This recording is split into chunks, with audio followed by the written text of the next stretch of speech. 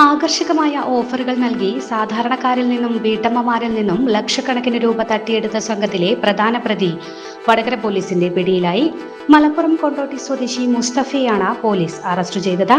വടകര മാക്കൂൽ കേന്ദ്രീകരിച്ച് royal furniture എന്ന സ്ഥാപനത്തിന്റെ പേരിലായിരുന്നു ലക്ഷങ്ങളുടെ തട്ടിപ്പ്. മാസം തോറും 1000 രൂപ വീതം 20 മാസം അടയ്ക്കുന്നവർക്ക് വളരെ കുറഞ്ഞ വിലയ്ക്ക് ഫർണിച്ചറുകളോ ഇലക്ട്രോണിക് സാധനങ്ങളോ നൽകാമെന്നായിരുന്നു വാഗ്ദാനം. മാസത്തിൽ കൃത്യമായി പണമടച്ചാൽ വൻ ലാഭത്തിൽ ഫർണിച്ചറുകൾ സ്വന്തമാക്കാമെന്ന് വിശ്വസിപ്പിച്ച നൂറുകണക്കിന് ആളുകളാണ് ഈ പദ്ധതിയിൽ ചേർന്നത്. നറുക്കെടുപ്പിൽ ഭാഗ്യം തുണയ്ക്കുന്നവർക്ക് ബാക്കി തുക അടയ്ക്കാതെ തന്നെ സമ്മാനങ്ങൾ വീട്ടിലെത്തിച്ചു നൽകുമെന്നും ഇവർ വിശ്വസിപ്പിച്ചിരുന്നു. നമ്മള് ചെമ്മരത്തൂര് കാപ്പങ്ങാടിയാണ് വീട്. എൻ്റെ വീട്ടിൽ കഴിഞ്ഞ വർഷം മാർച്ച് മാസത്തിലാണ് വന്നത്.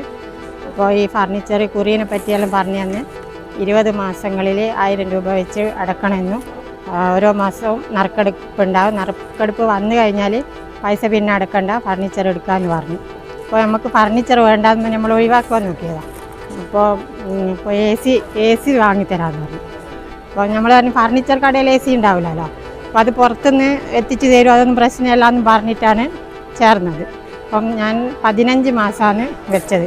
കൃത്യമായി 15-ാം തീയതിൻ്റെ ഉള്ളിൽ വരികയും ചെയ്യും. ഈ കുറി പൊട്ടുന്ന മാസം 13-ാം തീയതി അന്നും വന്നിട്ട് പൈസ വാങ്ങിയതാണ്.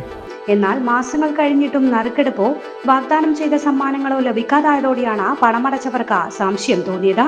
തുടർന്ന് ഇരയായവർ മാക്കൂലിലെ ഓഫീസിലെത്തിയപ്പോഴാണ് തങ്ങൾ വഞ്ചിക്കപ്പെട്ടതായും സ്ഥാപനം പൂട്ടിയതായും മനസ്സിലാക്കുന്നത്.